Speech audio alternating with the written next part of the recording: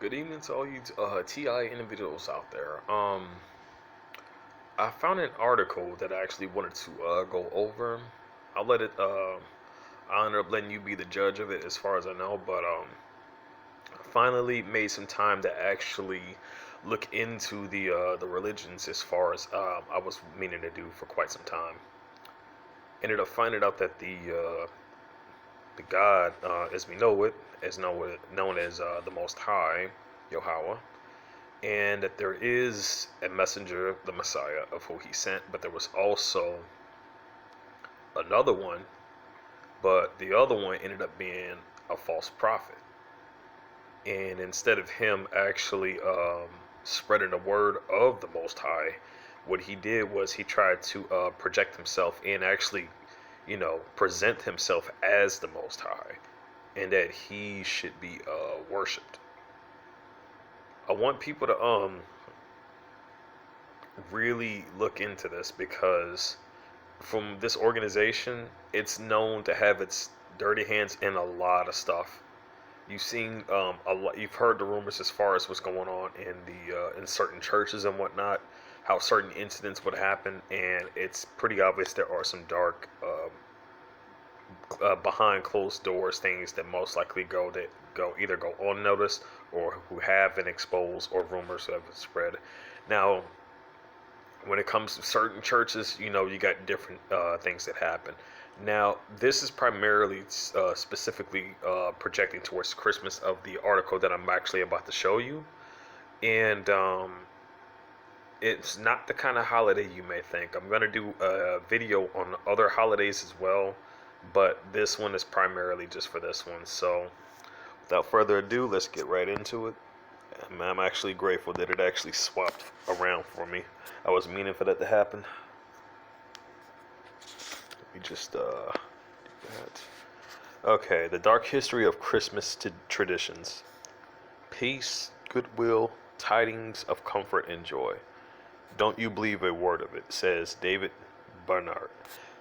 And I can get going. As he delves into the more sinister side of our festive customs. Now, I don't claim no copyright. I'm not using this for any type of financial purposes. I'm not selling this. I'm not presenting it as my own. This article belongs to its prospective parties, and it's being posted uh, by the independent.com, as it states. So I'm good. I don't know if David Barnett is the one who made this, but again, this article belongs to those who gathered the information, those who searched for it, those who did the research, and so on and so forth. So again, I claim no copyright. With that out of the way, let's dive right in. Apologies for the lines. That's mainly for security purposes, though. Good thing we got pictures too. According to legend, Christmas Eve is when restless spirits walk the earth. Something Dickens Ebenezer Scrooge knows only too well. Getty. Not sure what Getty means, but I'm pretty sure someone in the comment section actually knows. It's actually a good thing to see black and white TV every now and then. They really had great actors back then. Little baby Jesus, 3 wise men followed that star. That's the true meaning of Christmas. Or maybe it's festive jumpers, panic-driven spending sprees, drinking too much, and having an almighty row before the Queen's speech. Or perhaps Christmas is none of these things. After all, the celebration does have its roots in distant, pre-Christian times, and many of the traditions we hold dear today have darker and more sinister origins. Now, from what I've learned that a lot of customs of which we celebrate today have been the true history was covered up during times that have since passed. But the information regarding to certain customs that existed within these are long since gone. Now, I'm pretty certain there's a word for it, but I'm pretty certain it's going to have it in the article, so I'm not going to worry about it too much. But basically, the specific word that I'm getting at, the meaning behind it, is related to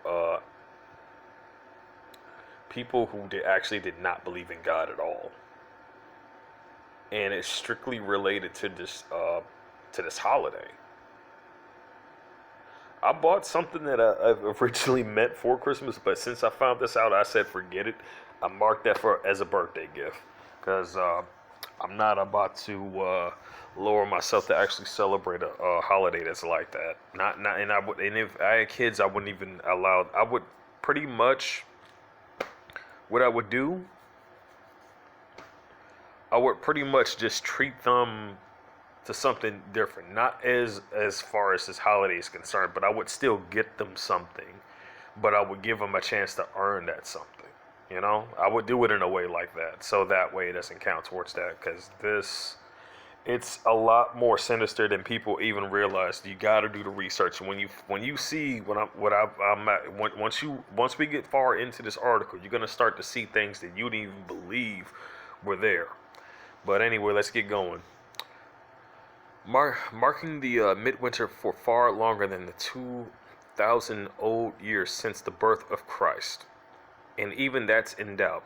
Anyway, it was only in the year 340 AD that Pope Julius I fixed the date of Jesus' birthday at 25th December. Prior to that, it was marked on at least 3 different other dates: 29th of March, 6th of January, and sometime in June, which historians today think it's most likely given that the native is meant to have occurred during a census taking. It was 250 years later that Julius' successor, a few times removed, Pope Gregory, gave the job to St. Augustine of converting the heathen Brits to Christianity. Fortunately, with the birth of Christ now established as 25th of December, it gave Augustine a bit of leverage with the population who were already marking several midwinter festivals, ensuring they could take this new fangled religion on board without losing the annual December piss up. That's the first time I've ever heard of that word. I've heard of piss off, but I've never heard of piss up. Okay. Because the idea of getting blind drunk at Christmas isn't something invented by the Pogus and your dad, there were 2 major pre-Christian festivals of note which roughly coincided with Christians. Or actually Christmas, I mispronounced that. The Roman Bacchanalia, I don't even know how to even pronounce that right, or Saturnalia, I hope I'm pronouncing that right, and the Yule feast of the Norse countries. The Saturnalia began on 19th December and lasted for the best part of a week, which sounds about right for those currently enmeshed in Christmas party rush. Morality and restraint were politely shown the back door. Schools were closed, no criminals were punished. Slaves were allowed to swarm places with their masters, and one was elected king for the duration of the festival. The wealthy distributed gifts to the poor. You gotta forgive me for not really getting too far into the reading aspect to make it more relatable. It takes time for that to kick on, but when I got it, I got it. The Roman god Saturn, in whose honor the festival was staged, was no benign Christ figure or benevolent Santa, even though his party was eventually absorbed into Christmas. Again, that's revolving around old Saint Nick. Remember that. Ancient astrologers thought being born under the sign of Saturn was bad news. As the god of the harvest, he wielded a vicious scythe and devoured his own children, as grim as that sounds. We're very grim, actually. Well, they do say we eat a lot more at Christmas. And as for the picture, Christmas roughly coincided with the pre-Christian festival of Roman Bacchanalia, Saturnalia, Getty. It says they got 3 different pictures, but I don't want to click on that to see, because it may just send me to another page or something. So let's just continue. Of course, not many of us celebrate the Saturnalia still today, but vestiges of those old traditions and festivals still remain, and you'll probably have some dotted around your house right now. Take the mistletoe. a prehistorical plant that grows on other trees, but which was once thought to have been fully formed tree is in its own right, in which provided the wood from which Christ's cross was made. Going back, hold on, I'm losing my train of thought. Going back further, Norse mythology tells us of the god Balder, who was killed by an arrow made of mistletoe. But we mostly associated the plant with the ancient druids of Old England, who legend says valued it so much they would cut it from the oak trees it grew with a golden sickle and catch it in a cloak or robe before it hit the ground. For it did it would wow, they really twisted the words with this one. For if it did, it would lose its special powers the druids were moored to use in medicinal and rituals. That is actually very questioning. Makes me wonder which medicinals and which rituals was it used for, specifically considering what the grim info they just mentioned about old Saint Nick. But let's continue. Which might be a good thing to recount as a distraction technique. If Derek from accounts tries to trap you under the mistletoe at the office party this week, it used to be said that mistletoe was banned in churches because of its pagan association. Though York Minster, which itself has an ancient links to the Vikings, used to hold a special mistletoe service where the city's wrongdoers could beg the pardon of the church. From mistletoe to the holly and the ivy, two Christmas staples, but be careful with them, for they reek of danger, and I'm not just talking about pricking your finger. According to old customs, holly should never be brought into your house before Christmas Eve, or bad luck will result. How many people you think actually put mistletoes in their decorations in their house even before December hits? Makes you really want to think about that. And you all know that Christmas decorations should be taken down by the 12th night or January or 6th January. One of Christ's early birthdays, remember, now I already know people actually sometimes leave their decorations up even after the 6th of January. One of Christ's early birthdays, remember, but old English tradition says you shouldn't just throw Christmas greenery out the door, or a death will occur in the house before the following Yuletide. The customs were writ before the advent of the recycling wheelie bin, of course, so you might be able to circumvent them in that way. But perhaps a safer bet is to store holly and ivy in the house until next year. Apparently, this is a surefire way of preventing a lightning strike on your home. Perhaps you could save a sprig of holly to stick on top of the Christmas pudding. Okay, whoever wrote this article is really rambling on here, dude. Just get on with it. But let's just continue. Perhaps you could save a sprig of holly to stick on top of the Christmas pudding, like what you see on Christmas cards, but never actually real life. But while you're doing that, remember that making of the Christmas pud is steeped in folklore as well. Now that's even more questioning. It was once thought to be lucky to partake in the act of making the pudding, especially if the pudding was stirred east to west. Why? Literally because the three wise men traveled in that direction to pay homage to the Christ child, but in days far before that, because that was the trajectory of the sun god, a deity whose birthday was celebrated on the 25th of December. So far, you've done everything right to ensure a trouble-free Christmas. Just Christmas Eve and the big day to get through, and you're home and dry might be worth firing up a Yule log. Burned according to the ancient traditions of tree worship, though as ever, take care. Should the blazing log cast shadows which appear to be headless, then you can guarantee you'll see a death over the coming year. Norse mythology tells of the god Balder, who was killed by an arrow made of a mistletoe. UIGVI Getty. I'm guessing Getty must be the source or something. I don't know. And Christmas Eve is traditionally a time for restless spirits to walk the earth, something old Ebenezer Scrooge in Charles Dickens' A Christmas Carol knows only too well. Should you be brave enough, legend has it that if you venture into a graveyard on Christmas Eve and dig a hole, then you'll find. Oh, wow, are you serious? Should you be brave enough, legend has it that if you venture into a graveyard on Christmas Eve and dig a hole, then you'll find gold.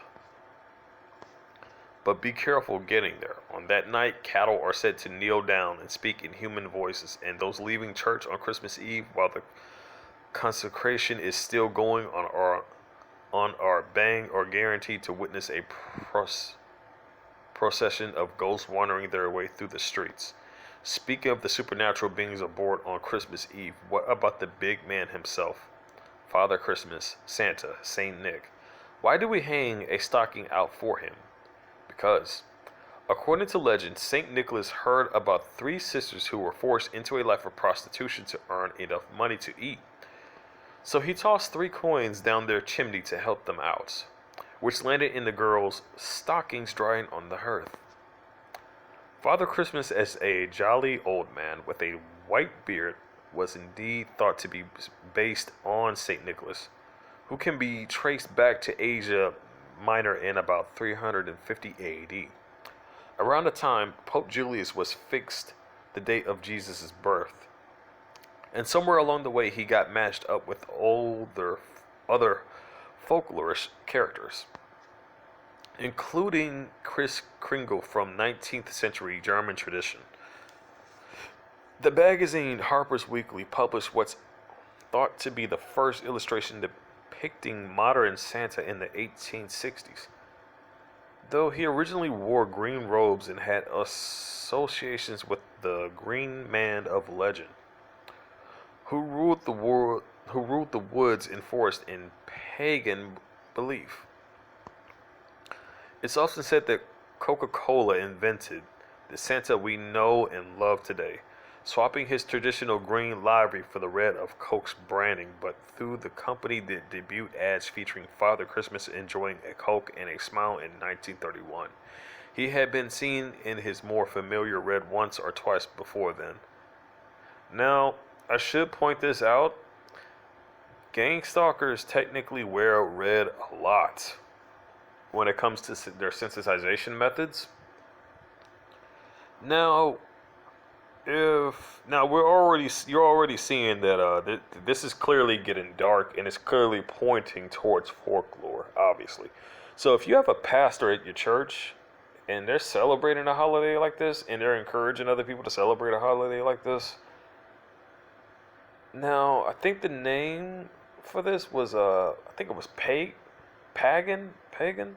If any, it's the word I'm looking for definitely begins with a P, but I cannot remember what it is. If anybody knows, and if it doesn't show up in the article, please post it in the comment section so people will know. It's a word that actually depicts apparently the real dark history of this is basically it's related to a lot of prostitution. It's related to a lot of it's basically related to orgies and a lot of dark stuff. Again, gotta see if this article does have it.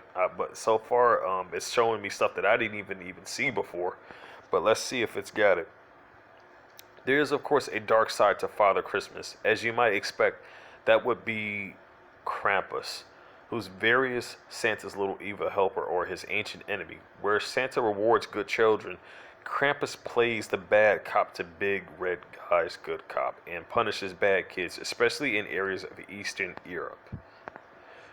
Still, we've always got the Christmas tree, right?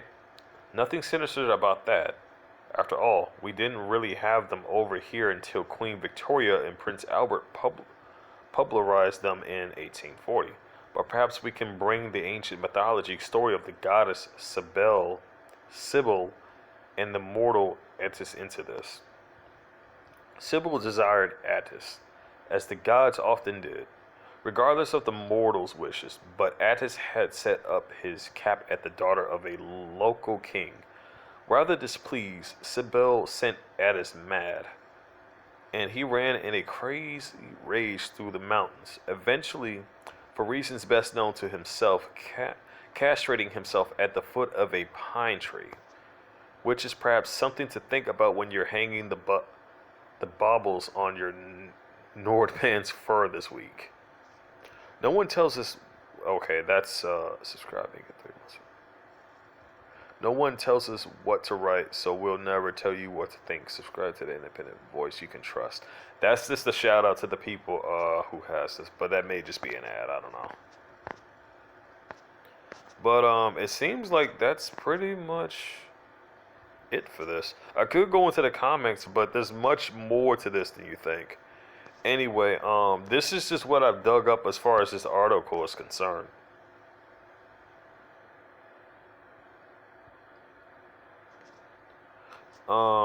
Again, please leave your thoughts in the comment sections.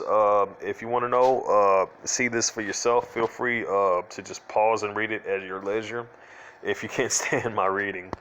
But I did the best I could with this, but I got through it okay. Anyway, I'm gonna go ahead and end this vid. Hope this gives you more of an insight on some of the things that are going on that we've been blinded for so long. This is MM's TI Strategy Guide. I'm over and out.